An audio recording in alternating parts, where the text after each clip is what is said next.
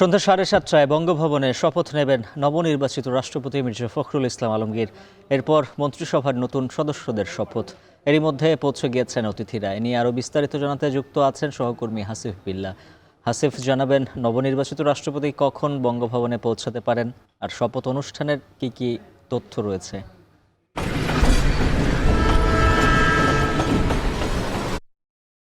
দেশের 23তম রাষ্ট্রপতি হিসাবে শপথ নিতে যাচ্ছেন আর কিছুক্ষণের মধ্যেই মির্জা ফখরুল ইসলাম আলমগীর, যিনি সদ্য বিদায়ী বিএনপির মহাসচিব। তিনি কিছুক্ষণের মধ্যেই এই বঙ্গভবনে প্রবেশ করবেন। ইতিমধ্যে কিন্তু রাষ্ট্রের গুরুত্বপূর্ণ যারা অতিথি, আজকের আমন্ত্রিত প্রায় 1200 অতিথিকে আমন্ত্রণ জানানো হয়েছিল, তাদের অধিকাংশই প্রবেশ করেছেন।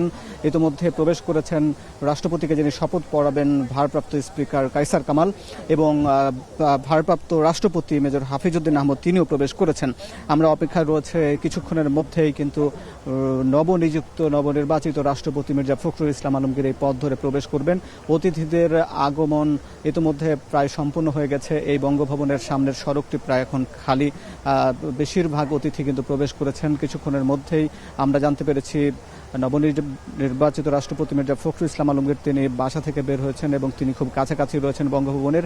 কিছুক্ষণের মধ্যে তিনি যখন প্রবেশ করবেন, তারপর প্রধানমন্ত্রী তারেক রহমান প্রবেশ করবেন এবং তারপরেই কিন্তু ইতিমধ্যে যে বঙ্গভবনের দরবার হলে আমরা যতটুকু জানতে পেরেছি যে সকল আয়োজন সম্পূর্ণ হয়ে গেছে। সেখানে 1200 অতিথিকে দাওয়াত দেওয়া হয়েছিল এবং সেখানে প্রায় আমরা দেখেছি যে রাষ্ট্রের গুরুত্বপূর্ণ ব্যক্তিবর্গ যারা রয়েছেন, সামরিক, বেসামরিক, নাগরিক, বিদেশি অতিথি, তাদেরকে আমন্ত্রণ জানানো হয়েছে। তাদের অনেকের ফ্ল্যাগ সহ আমরা দেখেছি অনেক দেশের রাষ্ট্রদূতরা প্রবেশ করেছেন।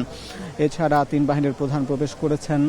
এছাড়া যদিও বিরোধী দলীয় নেতাদের আমরা সেভাবে প্রবেশ করতে দেখিনি। এছাড়া আমরা দেখেছি যে পাশাপাশি কিন্তু বিএনপির অঙ্গ সহযোগী সংগঠনের শীর্ষ নেতাদেরও প্রবেশ করতে, মন্ত্রী পরিষদের সদস্যদের প্রবেশ করতে দেখেছি। আপনি যেমনটি বলছিলেন যে আজকের নিউজে আজকে একই সঙ্গে গুরুত্বপূর্ণ ঘটনাটি হলো যে পরপর 2টি শপথ অনুষ্ঠান হতে যাচ্ছে বঙ্গভবনে। যিনি শপথ নেবেন নতুন রাষ্ট্রপতি হিসাবে, তার কিছুক্ষণের পর 30 মিনিট পরই কিন্তু নতুন যারা মন্ত্রী পরিষদের যারা সদস্য হবেন তাদেরকে শপথ পড়াবেন নবনির্বাচিত রাষ্ট্রপতি মির্জা ফখরুল ইসলাম আলমগীর। মির্জা ফখরুল ইসলাম আলমগীরের কিন্তু বর্ণাঢ্য রাজনৈতিক জীবন রয়েছে। তিনি ছাত্র জীবন থেকে কিন্তু একই সঙ্গে রাজনীতি করে আসা মানুষ। শুরুতে ছাত্র রাজনীতি করেছেন ছাত্র ইউনিয়নের সঙ্গে। তিনি এরপর 1972 সালে শিক্ষকতা করেছেন ঢাকা কলেজ থেকে। তারপরে তিনি আবার রাজনীতিতে নাম লেখান। এই যে দর্শক দেখছেন, সে মির্জা ফখরুল ইসলাম আলমগীর কিন্তু এখন প্রবেশ করছেন। আমরা দেখতে পাচ্ছি যে তার সামনে এবং পেছনে যে প্রেসিডেন্ট গার্ড রেজিমেন্টের যারা সদস্য নিরাপত্তা দেওয়ার জন্য তারা সহ আগে পিছিয়ে যেভাবে প্রোটোকল অনুযায়ী সর্বোচ্চ প্রোটোকল বা নিরাপত্তার মধ্য দিয়ে নবনির্বাচিত রাষ্ট্রপতি মির্জা ফখরুল ইসলাম আলমগীর তিনি প্রবেশ করলেন। আপনি জানেন যে গতকাল প্রায় 35 বছর পর 1991 সালের পর প্রথমবারের মতো রাষ্ট্রপতি নির্বাচন অনুষ্ঠিত হয়েছে। সেখানে বিরোধী দল প্রতিদ্বন্দ্বিতা করেছে, যেখানে 255টি ভোট পেয়ে, অর্থাৎ 349টি ভোটের মধ্যে 255টি ভোট পেয়ে 23তম রাষ্ট্রপতি নির্বাচিত হয়েছেন মির্জা ফখরুল ইসলাম আলমগীর। তার প্রতিদ্বন্দ্বী এলডিপির চেয়ারম্যান এবং জামাত ইসলামী নেতৃত্বাধীন 11 দলীয় ঐক্যের প্রার্থী ছিলেন অলি আহমদ। তিনি কিন্তু 88টি ভোট পেয়েছিলেন। এবং এরপরে আমরা দেখেছি যে সংসদে একেবারে সৌহার্দ্যপূর্ণ পরিবেশে নতুন রাষ্ট্রপতিকে স্বাগত জানানো হয়। সংসদ সদস্যরা করতালির মধ্য দিয়ে তাকে স্বাগত জানান। এছাড়া বিরোধী দলের যারা সদস্য তারাও কিন্তু রাষ্ট্রপতিকে অভিনন্দন জানিয়েছেন। এছাড়া সাবেক অন্তর্বর্তী সরকারের প্রধান উপদেষ্টা ডক্টর মোহাম্মদ ইউনূস, তিনিও কিন্তু নতুন রাষ্ট্রপতিকে স্বাগত জানিয়েছেন। আপনি জানেন যে আওয়ামী শাসন আমলে 2023 সালে যে নতুন করে 2023 সালে যে 22তম রাষ্ট্রপতি হিসাবে শাহাবুদ্দিন আহমদকে কিন্তু নিয়োগ দেওয়া হয়েছিল, কিন্তু ছাত্র জনতার আন্দোলনে বরাবরই দাবি ছিল যে এই শাহাবুদ্দিন আহমদকে পদত্যাগ করতে হবে, কারণ তিনি আওয়ামী লীগের যারা আওয়ামী সভাপতি শেখ হাসিনা তার নেতৃত্বে বা তিনি মনোনয়ন দিয়েছেন। এজন্য কিন্তু ছাত্র জনতার দাবি ছিল তাকে পদত্যাগ করার। অবশেষে গণঅভ্যুত্থানের 2 বছরের মাথায় গত 24 জুলাই শাহাবুদ্দিনের পদত্যাগ করেন। তিনি অসুস্থতার কারণ দেখিয়ে তার প্রায় 1.5 বছরের বাকি থাকতে কিন্তু তিনি পদত্যাগ করেছেন। আর তারপরে কিন্তু যেহেতু সংবিধান অনুযায়ী 90 দিনের মধ্যে নির্বাচন অনুষ্ঠিত হবার কথা, 90 দিনের মধ্যে আমরা দেখলাম যে প্রায় 1 মাসের মাথায় অর্থাৎ 24 জুলাই তিনি পদত্যাগ করেছেন এবং আজকে 21 আগস্ট 1 মাস আগেই নতুন করে রাষ্ট্রপতির নিয়োগ হলো।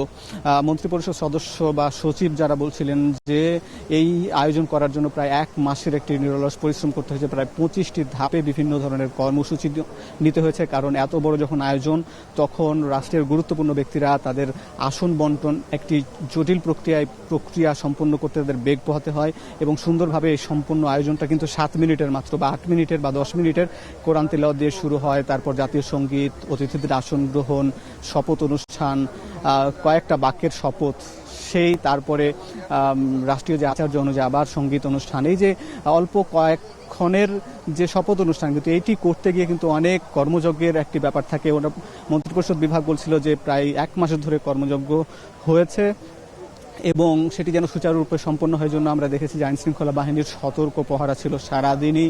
এখানে এসবি সদস্য, স্পেশাল ব্রাঞ্চ, পুলিশ, র্যাব কিংবা সেনাবাহিনীর সদস্যরা কিন্তু খুব তৎপর যেন জিনিসটা সুন্দরভাবে অনুষ্ঠানটি সম্পন্ন হয়। আশেপাশের যেসব সড়ক রয়েছে সেখানে কিন্তু নিয়ন্ত্রণ করা হয়েছে যেন সর্বসাধারণের প্রবেশ ব্যাপারে বা চলাচলের ব্যাপারে কিছুটা নিয়ন্ত্রণ রাখা হয়েছে।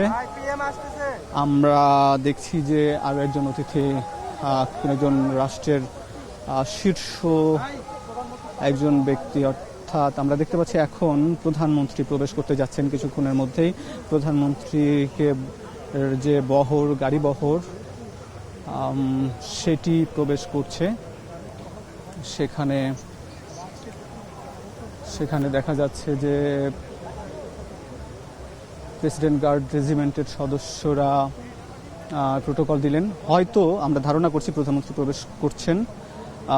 এছাড়াও আপনাকে জানিয়ে রাখলাম যেভাবে যে এর আগেও কিন্তু রাষ্ট্রের বেশিরভাগ গুরুত্বপূর্ণ অতিথিরা প্রবেশ করেছেন। আপনাকে জানিয়ে রাখি যে এই যে আধা ঘন্টা পরে বা অর্থাৎ 7:30 অনুষ্ঠানটি শুরু হবে, এর পরেই কিন্তু প্রায় 8টার দিকে আরেকটি শপথ অনুষ্ঠান হবে। নতুন মন্ত্রী হিসাবে 4 জন দায়িত্ব পালন করতে যাচ্ছেন বা মন্ত্রিসভায় যুক্ত হতে যাচ্ছেন। বর্তমানে তারেক রহমানের মন্ত্রিসভায় প্রায় 50 জন সদস্য রয়েছেন। প্রধানমন্ত্রী তারেক রহমান তিনি ছাড়াও 25 জন মন্ত্রী এবং 24 জন প্রতিমন্ত্রী রয়েছেন। এছাড়া আরও 4 জন নতুন করে মন্ত্রী হিসাবে যুক্ত হতে যাচ্ছেন। তার মধ্যে বিএনপির স্থায়ী কমিটির সদস্য এবং নরসিংদী 2 আসনের সংসদ সদস্য ডক্টর আব্দুল মঈন খান, যিনি পুরনো রাজনীতিবিদ, তিনি মন্ত্রী হিসাবে শপথ নিতে পারেন।